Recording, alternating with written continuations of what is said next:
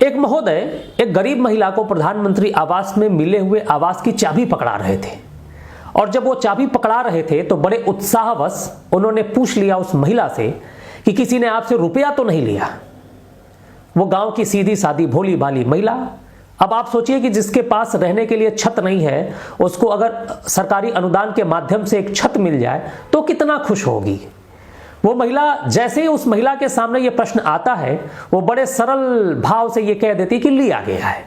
फिर वो महोदय पूछते हैं कि कितना लिया गया है। वो महिला बताती है 30,000 रुपए।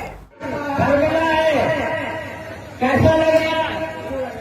पैसा तो नहीं लिए, पैसे लिए, कितने लिए? कितने?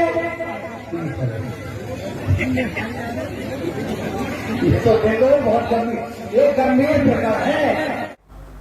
आप सोच के देखिए कि जिसको रहने के लिए घर नहीं है उसको घर मिला और उसके अनुदान में से भी 30,000 रुपए उन लोगों ने लिए होंगे जिनके पास जाहिर सी बात है लाखों रुपए होंगे, हो सकता है उनके पास करोड़ों रुपए हों।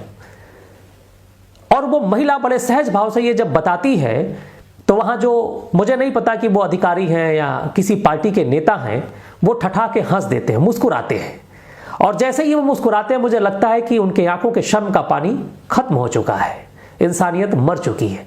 और वो भी महिला मुस्कुराते हुए उस चाबी को लेती है और वहां से विदा हो जाती है। आपने देखा किस तरीके से भ्रष्टाचार खुले तौर पे हो रहा है। जो महिला है वो ये बोलती है कि उससे 30,000 रुपए लिए गए, उसके बाद भी मुझे नहीं लगता कि कोई जांच बैठाई गई होगी कि इस महिला से कितने रुपए और किसने लिए। क्या ये महिला सच बोल रही है या झूठ बोल रही है? अगर सच बोल रही है तो जिन लोगों ने रुपया लिया है उनके ऊपर कार्रवाई की जाए या नहीं की जाए।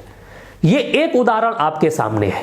न जाने कितने ऐसे गरीब महिलाएं या पुरुष या वो परिवार जिनको जरूरत है और सरकार अनुदान देती है तो उसी सरकार के नेता या उसी सरकार के अंडर में काम कर रहे अधिकारी इस तरीके का भ्रष्टाचार करते होंगे। एक दो की बात नहीं कर रहा हूं, लाखों लोगों के साथ ऐसा भ्रष्टाचार आपको देखने को मिलता होगा। अभी स्वच्छ भारत योजना के तहत हर गांव में शौचालय बना और हर गांव में शौचालय जब बना तो आज उस शौचालय की स्थिति आप खुद उठा के देख लीजिए, आप स्वतः देखिए। यहां तक सुनने में यह बात आई कि जो रुपया आया उसका 10 से 15% या 20-20% तक कमीशन काट के रुपया दिया गया। अब इसमें कितनी सत्यता है ये आप बेहतर तरीके से जानते हैं। उसके बाद भी इस महिला का सहज और भोलापन कितना आकर्षित करता है और लाखों रुपए कमाने वाले व्यक्ति के सामने ये जो इस महिला की मुस्कान थी वो भारी थी। मुझे नहीं लगता कि इस तरीके से भारत भ्रष्टाचार मुक्त होगा या भारत विश्व गुरु बनेगा। मेरा यह व्यक्तिगत मानना है कि अगर कोई भी अधिकारी, कोई भी नेता, मंत्री, सांसद, विधायक अगर इस तरीके के भ्रष्टाचार में पाया जाए तो उसे आजीवन कारावास के साथ साथ उसकी जो भी संपत्ति है उसको जब्त कर लेना चाहिए। इस तरीके के कड़क कदम उठाए जाएंगे तभी जाके कुछ हो सकता है, अन्यथा कुछ नहीं होगा। गरीब, लाचार, बेबस और आम आदमी ही कुचले जाएंगे। जो धनाढ्य हैं, जिनके पास ताकत है, वो कुछ भी करेंगे, वो बहुत आराम से बाहर निकल जाएंगे। ऐसे हजारों उदाहरण आपको देखने को मिलेंगे कि ऐसे भ्रष्ट मंत्री, विधायक, सांसद, अधिकारी जिनके ऊपर कई सारे संगीन आरोप हैं, उसके बाद भी वो बाहर निकल के अपने जीवन को शानदार तरीके से जी रहे हैं।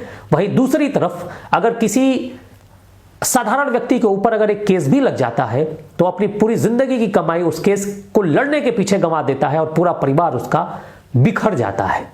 तो अगर आप भी चाहते हैं कि भ्रष्टाचार मुक्त भारत बने तो इस बात की आवाज आप उठाइए कि कोई भी व्यक्ति, कोई भी भ्रष्टाचारी अगर भ्रष्टाचार में लिप्त पाया जाता है तो उसे आजीवन कारावास होना चाहिए और उसकी सारी संपत्ति जब्त होनी चाहिए। बहुत बहुत धन्यवाद। जय हिंद, जय मां भारती।